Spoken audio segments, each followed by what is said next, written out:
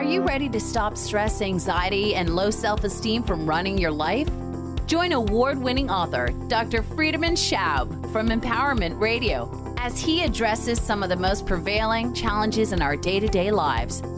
Find out how you can use the power of your mind to overcome self-sabotaging patterns and build a solid foundation of confidence and self-respect. Learn cutting-edge tools and approach every day with great ease, joy, and purpose. This is the time to empower yourself. Now, here's your host, Dr. Friedemann Schaub. Happy New Year. I hope that you had a wonderful holiday season, that the scale doesn't tell you things that you don't want to know, that you enjoyed hanging out with family and friends, that you feel ready for that year to come, and that you also feel motivated to maybe do something extraordinary.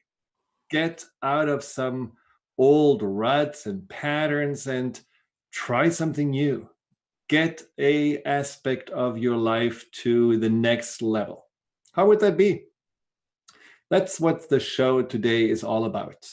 How can we make 2019 the best year ever? Some people may feel like, well, it's just another year, another 12 months, another 365 days to get over with, and then another one, another one. Actually, I know how that feels, and I was in that place. But at some point in my mind, I realized that we do actually run out of one thing for sure in our lifetime here, which is time. When I was visiting my family, my in-laws in Florida for the holidays, I saw I would say my sadness and sometimes also horror, that my in-laws that I now know since about 20 years really are getting older. They are physically and mentally just no longer the same, which of course is no wonder. 20 years is a long time. But you can also see that there is something that is a wake-up call when we watch people that we love and care about just getting to the point where you wonder, how many more years do they have? How many more Christmases can we celebrate together? And that is, for me especially, that moment when I ask myself, what is my life right now like? And what is it about my life that I want to change, to improve, to get to a different place? Now, this is where these famous New Year's resolutions come in. And I know some of you may already roll their eyes and say, well, I have tried it, I have done it, I have failed miserable. So why should I even again put energy and effort into it to have another disappointment, another letdown? Well, the problem with New Year's resolutions is that they are just not enough. Just setting some kind of goal isn't enough. It's like trying to learn how to cook, watching a cooking show, or getting fit by simply, being an observer of sporting events. That doesn't really work. We cannot just have a goal, a good intention, a resolution without really the means that get our mind 100% behind it. And there are some insights and some tools that I want to share with you today that I really have used beautifully and successfully, or I should say better, my clients have used beautifully and successfully to have their breakthroughs. Here are a few that I really wanted to celebrate with you, and I have celebrated with those clients from last year. For example, there is Anita, who has been struggling with money for most of her life. And she was realizing that her money issues had to do also with her lack of self-worth and how she really felt about herself and how she was more willing to simply settle than ask for what she wanted. Well, after she had done some work on herself and created some breakthrough, at the end of the year, she got a job. The first job that paid her $4,000 a week. And, you can imagine how just overly excited and great she felt about this major breakthrough that she at some point had even given up on, believing that it's possible for her. Or Mark was always feeling insecure, and he felt at work never really good enough, and everything felt just too overwhelming for him. And he basically got himself into a corner of that lack of self-esteem. Now, once he realized that, no, this is just old programming, these are old patterns that I can change my relationship to myself, I can change how I think, I can change on what I expect from myself. And what he learned was that he wanted to expect from himself nothing more and nothing less than being his authentic self. Just being who he was and being okay with that was a complete new concept. But it worked out because, again, just a few weeks ago, he got notification from his work that he was declared the employee of the year, something he would have never thought was possible. Or a couple I worked with who were about to get a divorce because they just somehow couldn't see eye to eye, but they continued to work individually on themselves. And what they realized was that through their 8 years of marriage, they never had been really honest to each other. They never really dared to show the vulnerability that they both carried from their past. They never really were able to feel that they were enough for the other person. Once they changed that, and once they actually gave themselves the freedom also to be themselves, once they were trusting that they were able to be vulnerable, they were able to show their pains and their wounds to their partner without really having to feel ashamed or without feeling that they should better hide when they were anxious or sad, their whole dynamic shifted. And now their marriage is at a place that is the happiest ever, even more happy than at the beginning, when everyone was just like in that pink cloud of falling in love. So the point that I'm trying to make is that breakthroughs are possible. In fact, they are inevitable when we are putting the conscious and the subconscious mind to work in sync, in alignment with each other. Because the reason why we don't have breakthroughs, why we don't change, have much more to do with what we think and what we feel and what we believe than with the outer circumstances that we are in. And that's sometimes really hard to swallow because we often blame that destiny. We blame the past. We blame the people that did things to us. And we don't realize that the blame only goes that far, and that we do have at any given moment the possibility to make a course correction. Now, the conscious mind will say, yes, you're absolutely right. I may have gained 50 pounds because I was so miserable at work and I had always these donuts that comforted me, but now I'm making a big change. Now I'm going to go and lose those 50 pounds and I'm going to go onto that diet and go to the gym. And well, you know what? Very soon, something invisible, but something very well known, kicks in, holds you back, gets you more donuts, and you just go back to square one and you feel again like a loser and, don't even want to try. Most of these good intentions at the beginning of the year get abandoned just after 30 to 40 days. And that is the subconscious mind that holds us back. This is the deeper part of the mind that for some reason says, no, let's not go there. Let's not do this. Let's not make a change. Let's stay in that comfort zone, even though it may be totally uncomfortable, even though it may feel like it's every day a torture to go through the 24 hours ahead. It still is more familiar, and it doesn't bear the risk of potential failure. That is what the subconscious job is, to keep us safe. And sometimes The known pain, the known struggles, the known problems feel safer than the unknown. That what we don't really know, whether we can get there, whether we can achieve what we set out to do, whether we can reach those goals. And there is, of course, the subconscious also saying, what if you can't? And what if you fail? And how embarrassing is that? And how painful is that? And so it just keeps you in that old place of just grinding another year down with whatever pain you have that you carry over from the last year. Because let's face it, when we don't change, usually that causes us some kind of pain, not only physical pain, but also emotional pain. Think about last year. Think about something that you wanted to change. Maybe it was about procrastination. You always come late to work.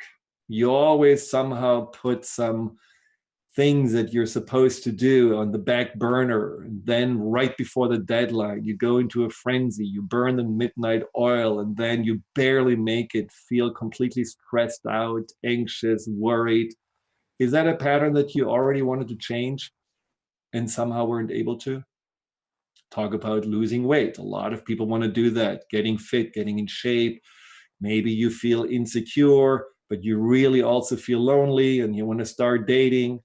Maybe you notice that your relationship is not at the best place, but somehow you're still avoiding any kind of work with your spouse or partner. Or maybe you're even avoiding a communication with that person. Or maybe there is something that you don't like about the work that you're in and you want to just pursue a different career. You feel like, no, retail is not enough for me, or that managerial job I have, I don't like anymore. I rather want to be self-employed, start my own business. So there may have been dreams at the beginning of 2018 or 17 or 16 that you were trying to pursue for about 40 days, and then you dropped them. Then somehow life just took over and your subconscious says, let's put it on hold. This is not there yet. That is not there yet. And then you just take that, whatever is painful, whatever feels uncomfortable, whatever feels not enough, and push it to December, into the new year, January, which I call the New Year's hangover. And then that pain shows up again. The intention buds again. And you're wondering, well, maybe this is the right time. Let's not go through another round of 40-day half-hearted effort only to give up again. Let's make a difference. Let's find ways to get that subconscious protector and naysayer on the same page with your conscious intention to break through whatever obstacle you may have. Because it is not only possible, as I said, it's inevitable. You just have to know how to work with your mind so that it becomes your ally and not your biggest hindrance. When we come back, we will talk about the keys to make this year the year you broke through whatever obstacle or problem you want to break through. We will be right back. Stay tuned. It's time. Well, the first step may be to figure out, what do you actually want to break through? What do you want to change? For many, this may be a big question mark, simply because you may be feeling satisfied with your life. It's okay how it's going. You're telling yourself, like my brother-in-law, I'm going to do 2 more years in my job, then I'm going to retire, right up into the sunset. All is good. Well, what he does ignore, the good man, which I really love dearly, that he has about 50 pounds too many, and that he actually has a little struggle with his health, and that he could do something about that in order to actually ride lighter into the sunset and have more fun on his retirement track. So there may be things that are quite obvious to others, but a little bit in your blind spot. Or you may have just somehow, as I said before, given up on looking at them. Now, I know it's an old method. It may be a little bit worn out, but it works, which is the wheel of life. Google the wheel of life if you never heard about it. I'm sure you have. It's a simple exercise where you go through different aspects of your life, such as career, health, your relationships, your family, hobbies, your personal development, your spiritual development. There are these different categories, and you basically simply fill out each of those little parts of that wheel with how satisfied you are with those different aspects. And what you may find out that, yeah, I'm totally happy with my career, but my health needs a little help. Or maybe you really are super connected to your friends, but you don't really have a close relationship to your siblings or your parents. And so just notice where there is an imbalance, where there is something that you have settled for or accepted, but somehow you could also say, well, what if? What if I put a little bit more energy into it? What if I make a little bit more of an attempt to get also that aspect of my life to a level of an 8 out of 10 or a 9 out of 10? So that wheel of life can be one way to get more clarity on what you want to focus on. Another way is to notice what you may have tolerated in the past. This was my intention last year. Last year, I wanted to have an upgrade year. I wanted just to get aware of everything that I have been somehow schlepping with me and tolerating, but not really found the motivation to make a difference and change. So with that idea of get rid of tolerations and upgrade those things to the next level, I upgraded a lot. My health insurance, my bank, my financial advisor, my assistant, my social media team, even my car. So there was something that I just felt like had a momentum in itself once I realized I don't want to just be on a level that I'm familiar with, but that doesn't really give me the outcome or maybe also the joy or the support that I really want. And it really paid off. And it was fairly easy. It was almost like you start to see one thing you tolerate and you no longer tolerate it. And then you change it. You find really a lot of satisfaction and joy with that change. And then the next thing comes up and you change that. And so you have your incremental breakthrough and upgrade happening throughout the year. So just pick one or two aspects you want to change. The upgrade was a change in itself, but you don't have to have 5 upgrades or 5 breakthroughs. You just choose that what you feel is either the most pressing or that what you feel is maybe giving you the greatest bang for the buck, the greatest difference in your life. And then you focus on that. Now, before you start moving forward, it's really good to look backwards. And this is where the first key comes in, which is the map.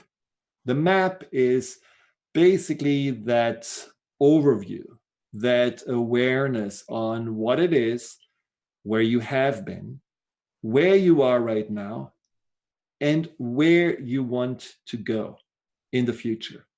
These 3 places you want to really get clear about. And for that, I like to we have this routine, Danielle and I, at the end of each year or right at the beginning, that we write down the things about last year that kind of, wrap a little bow around it, which are what successes did we have and accomplishments, what challenges did we meet and how did we deal with them, and what lessons we learned from the past, from this last year. What are the things that we really feel were teaching us something? And these are not just the pretty things. These can be the challenges. These can be the problems that we haven't resolved or that we were able to resolve. These can be also the challenges with oneself, where you realize, yeah, I do actually have my own blind spots, or I do actually have maybe a lack of attention in this aspect or that aspect. So what can I learn from this? Now, when you look back at these accomplishments and these challenges and the learnings from last year, what you're creating is not only a feeling of, wow, this year actually was rich and there was so much that I'm taking with me. You're also creating a certain kind of momentum. It's almost like a fuel that carries you through the next year, that gives you a sense of, oh, wow, I can actually have accomplishments. I can deal with challenges. I can learn from all of those things. And then you just feel, well, it's easy. Let's do it again this year. Because whenever we want to break through something, we have to have energy. And when you already know that last year you had certain things that you changed or achieved or were dealing with, then you know you can do this again in this year and maybe even more focused and even more direct. So that's the first thing, looking back. The next thing is, where are you now? And that is really an interesting question, because where are you now is again about, well, what are my challenges? And how much does it cost me to have those challenges? Well, let's say, for example, you have a challenge with procrastination. How did this procrastination really work out for you? What did it cost you? Did it cost you your nerves? Your nervous system is shut because you were always late? Or did it cost you a job? Or did it cost you maybe the confidence of your friends because they don't see you as reliable? Or maybe you have an issue with anxiety and you say, well, how did this anxiety, what price did you pay for that? Well, maybe the anxiety made your life smaller. Maybe the anxiety prevented you from taking steps or taking risks. Maybe the anxiety kept you more in an avoidance pattern or in a pattern of trying to make everyone else happy, but really not focusing on yourself.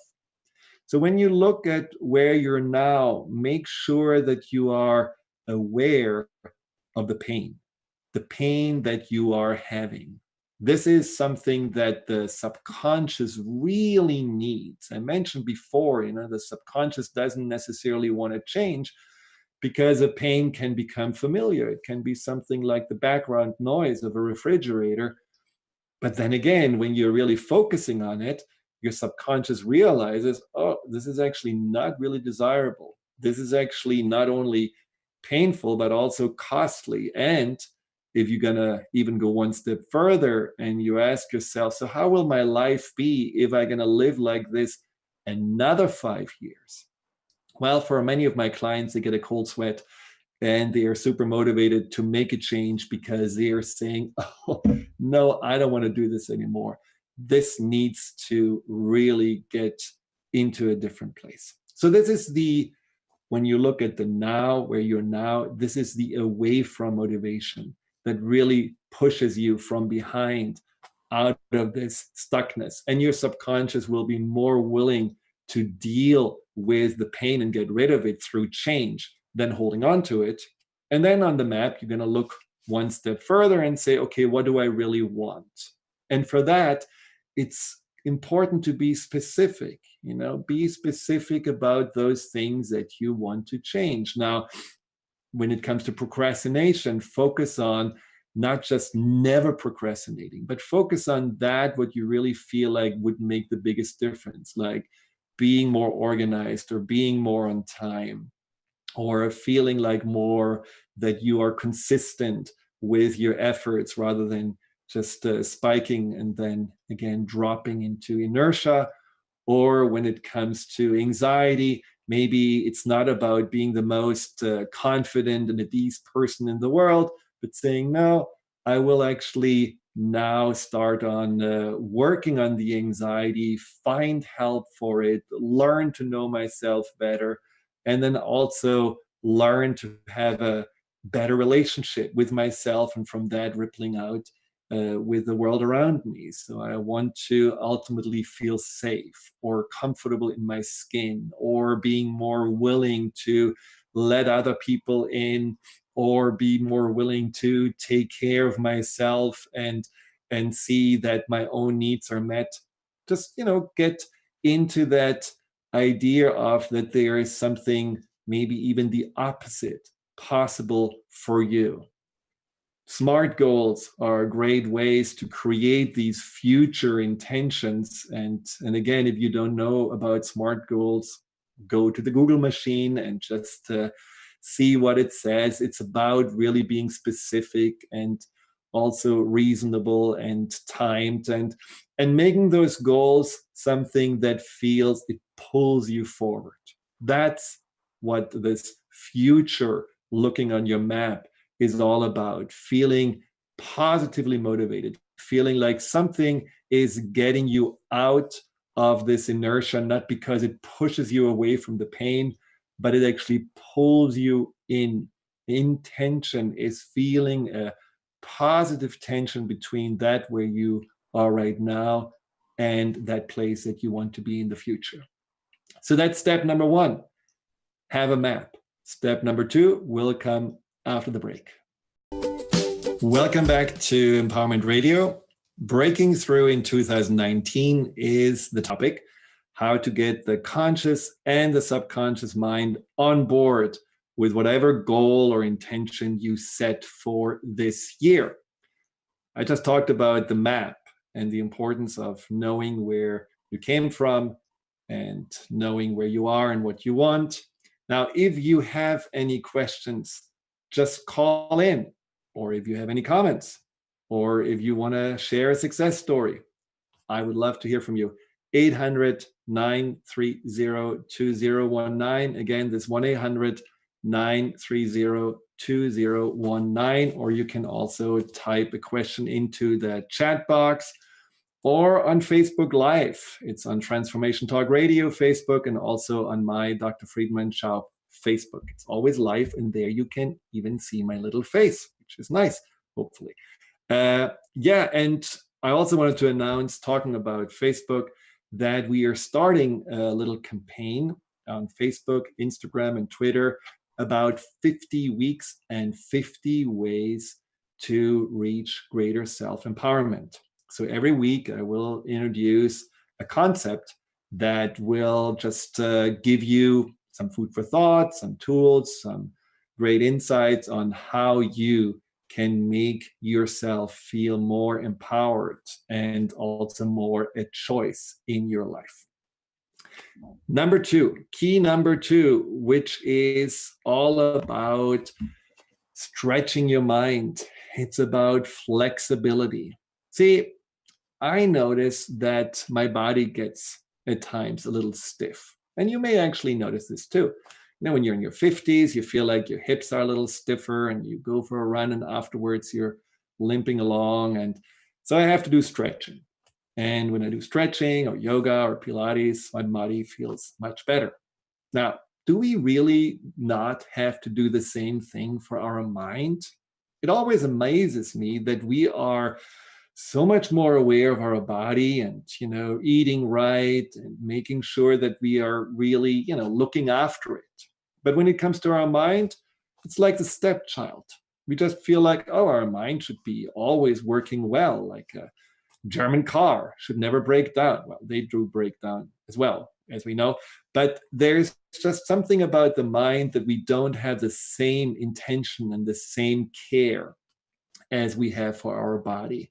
But our mind also gets rigid and stiff, and it also needs a little bit of nourishment and support and stretching. And that is what the second key is all about. Because chances are that one of the reasons why you haven't had the change and the breakthrough that you wanted is that your mind was a little bit too stuck about that topic. So what you can do is just to think about how you can find out your mind's rigidity. So this could be, for example, your focus. What do you usually focus on? Do you focus on the problem rather than the solution? Do you focus more on the past than on what may be in front of you in the future? Do you focus more on the lack than on how to get what you want? Do you focus more on what makes you feel powerless and maybe angry? and maybe blaming others than really focusing on the choices you have and the things that you can do to make a difference. Just think about politics. I think a lot of people feel that their mind went since 2016 to the negative and to the powerlessness and to the injustice and all of those things. And the mind doesn't say, okay, what can we do now? What is actually that impact that we can have? And so it's really something that when you watch how your mind is operating, you can see how your mind is maybe responsible for you to have been stuck because it was focusing on the wrong ends. That is one way. Now, another way of the rigid mind is the way you may believe. The beliefs are a little bit more hidden. Thoughts can be more in your face, and the beliefs are actually those patterns inside of us that are driving the thoughts. For example, I'm not good enough, or I'm too old, or this is for others but not for me. So these are the beliefs that are deeper and that are often anchored in the subconscious. That is also a sign of rigidity, something that really can hold you back, because obviously we are creating self-fulfilling prophecies with those beliefs, which is then when we go into the autopilot mode, the mode of the mind creating these patterns, and then we are acting accordingly. You can watch yourself and your routines where you just do the same thing over and over again. You have the same breakfast, you drive the same route to work, you leave work exactly at the same time, you do the same thing on the weekends, you ignore the things that you used to ignore, and you're not stretching yourself beyond that comfort zone. So I'm talking about those rigidities in life that are one of the major reasons why we don't change. So what you need to do is to do a little mind stretching. It's a little bit of a yoga for your mind.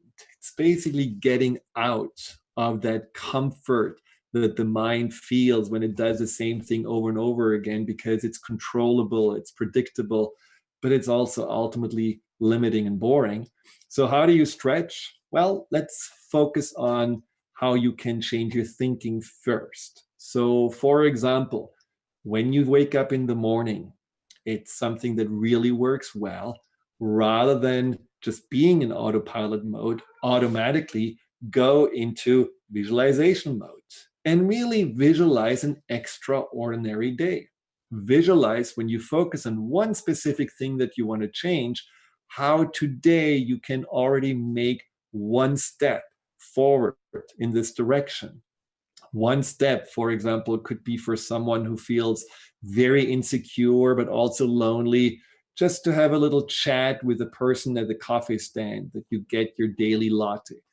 Or maybe the person that always feels like, running late, just getting a stab on that, what's hanging over you after work tonight, and really visualizing it and visualizing how good it feels afterwards and the success feeling that is just welling up inside of you. So that is already stretching your mind out of this autopilot mode. You can also stretch your mind by flex thinking. So when you have a negative thought, you say, even though I feel I cannot really reach my goals, then you go to the next level and say, I can still make an effort now to move one step further. Or even though I haven't been able to lose weight in the past, I can still today choose to not drive to the drive-through of the fast food place and eat a salad instead. Whatever those things are, the even though is basically acknowledging that there was a problem. But then there is that second piece of the sentence that is opening up to possibilities. It's opening up to that, okay, what can I do with this, what I did in the past? Then you can, of course, also just simply redirect your negative thoughts into something more positive, which in itself can be an eye opener when you really realize that, wow, every time I have a negative thought, I immediately just shift it just like a little dog that's running after a squirrel. I hold that negative thought back and then I shift it into a new direction. I give it a new spin. It's quite magical how fast this interrupting of the negativity spiral and shifting it into something more positive is making your mind more flexible. It makes your mind more curious, and it makes your mind more willing to please you with positivity and please you with that, okay, let's look beyond that, what we are used to, and let's look more into that, what may be possible. And then, of course, that autopilot way of living can also be broken through by being in a place where you shift your routines. Just little things, little things that you say, okay, you know what? I'm going to shake it up today. I will have something different at the coffee stand, or I'm going to drive a different route to work, or I'm going to surprise my loved one with a bunch of flowers tonight, or whatever you want to do. Just surprise the heck out of yourself by getting out of this routine and realize every day is a new day, and every day I can actually make something extraordinary happen, which basically just means I make a choice to get out of this autopilot mode and flex my life, flex my mind this way. Now, the third, and Carter, we're just going to skip the break. The third step that I want to talk about is the choice step. Now, so you have a map, right? So you know where you want to go.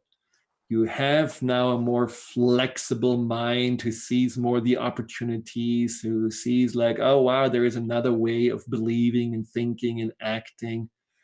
But then you have to make a choice. Because without a choice, you're going to sit on that fence. And how many times do we sit on those fences? I had a client of mine who just could not forgive himself. He couldn't forgive himself that he had made a mistake in the past that he believed changed everything. It changed his own life. It changed the life of his family. And from the outside, it didn't even look that dramatic. It didn't look that bad. It was maybe not the preference from, what turned out to be then his life after that choice he made. But there was really no harm done. But he held it against himself. And so he sat on that fence through many years and did not even want to think about, so what could I now do with the choice I have been making? What could be different now? And so it was really hard for him to just give himself that nudge and choose to leave the past behind and choose to forgive himself and understand that at the time when he made that choice, he did the best he could, and that he didn't have the intention to harm anyone or cause anyone pain, and that now the best thing he could do is to learn from the past and really have that intention to make the best life possible out of it. It took a while for him to wrap this all around in his mind. But once he stepped off that fence, all of a sudden felt like jumping into a different reality, jumping into a different way of seeing life, seeing himself, living life. And I think that is a choice that you also want to make. If you have been identifying yourself with something that was a limitation, oh, I am just an anxious person, or I am oversensitive, or I am just insecure, or I am just not smart enough to have a better career, or I am just boring, so that's why I don't have friends.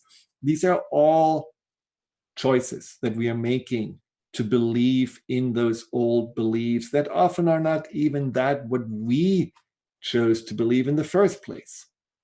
But we are holding on to them as if they are life preservers, and without them, we're going to drown. So we have to really be willing to say, okay, look at that fence that I'm sitting on and the choice I have. Do I go backwards into that old belief, that old identity, that old pattern? Or do I choose to jump off the fence into the unknown? Because every time you go onto this journey of a breakthrough, on some level, it is an unknown because you don't really know what's going to happen next. You don't really know if you're going to succeed. And you also don't really know who you will be and who you can be as you go on that journey. So in some ways, that getting off the fence, that making a choice is a leap of faith. But the good news is that it actually isn't such a bad jump. It's not something where you break anything or you go into the abyss, because you have to make that choice every day. And every day it's a small choice. You're not saying, I'm choosing from being anxious when I jump off the fence, being completely confident or in perfect shape from being overweight. You're simply saying, today I choose to move forward on this path. And that means that I make a choice that is supporting that path. So this could be like, again, with the anxiety, I'm going to choose today to meditate. That's my choice. That is that one step I do to move forward towards overcoming the anxiety and being more confident or at ease. Or I'm choosing today to eat healthy, or I'm choosing today to be more open-minded and less judgmental, or I'm choosing today to appreciate my spouse rather than judging him or her. These are all incremental choices. See, the thing about choosing is that the moment you know that you have that power of choice, you automatically feel much more like the creator of your reality. You don't feel any longer like the victim of your circumstances. And it is true, as I said before, we always choose. We always choose whether we are choosing to give up on our intentions or to pursue them. It's a choice. Whether we are choosing to take every day a little incremental step forward or simply feel like, well, it's not really changing fast enough, it's not really possible, it's our choice.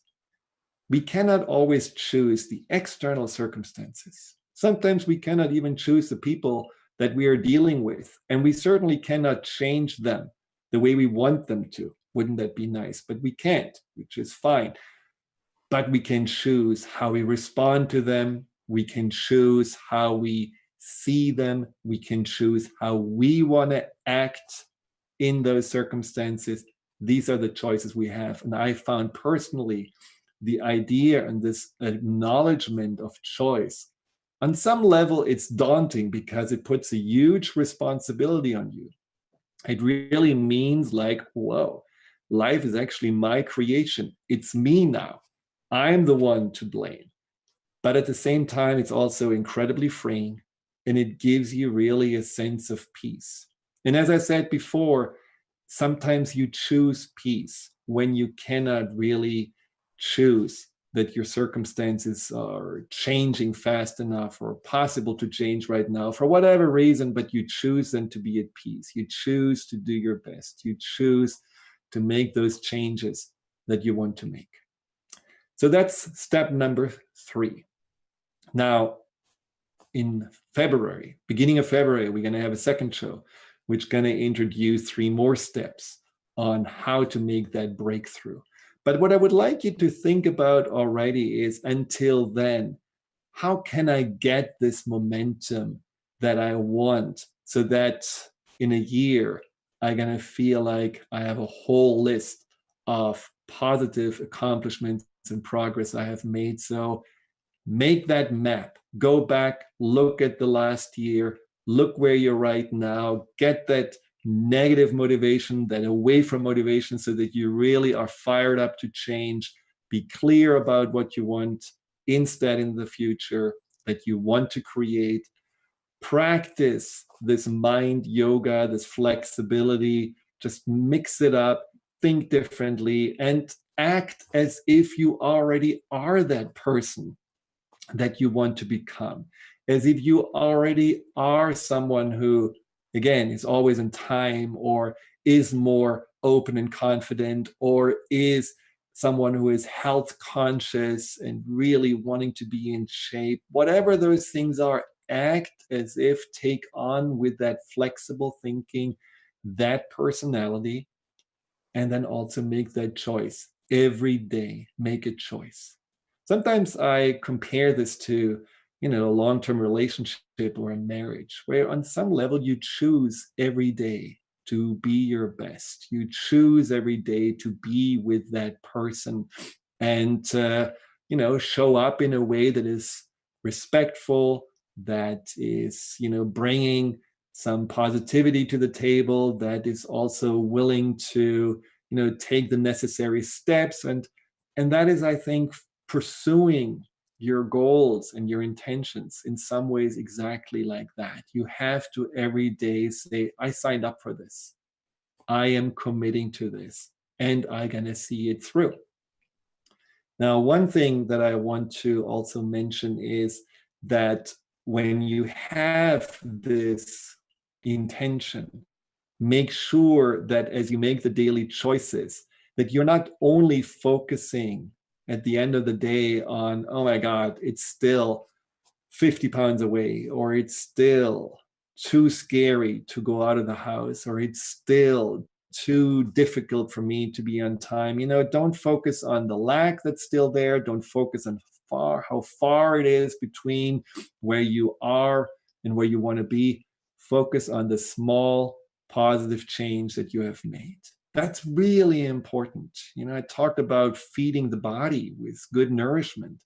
Well, seeing that you have made progress, that you have made good choices, that you have had a little quantum leap, that you have made some progress, as small it may be, that is what your mind needs, especially your subconscious, to feel like, okay, we are still on the right track.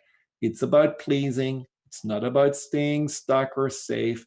It's about that happiness that this person, my person, has when he or she makes progress. Let's continue on this track because as much as I like to keep someone safe, that's what the subconscious does, it also likes to please, and it also likes to make sure that you are happy. So make sure that you every day find a little bit of a pat on your back, a little bit of joy in the choices you have been making, a little bit of progress that you have been creating as a way to fuel and nourish your motivation and your subconscious mind.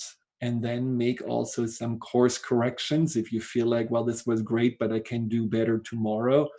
Or when you feel like you have been backsliding, say, this is great because even though I was backsliding, now I know it really feels bad.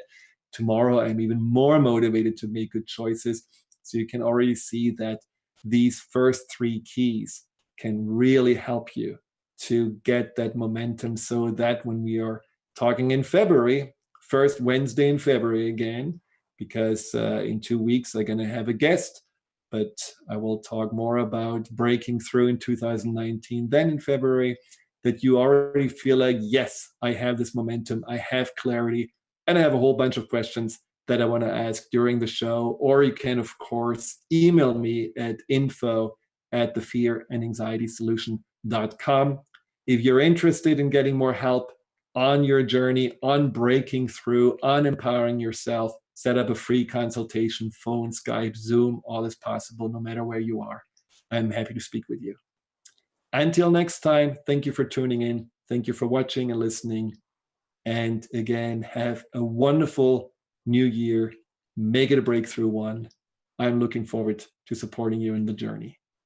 Goodbye.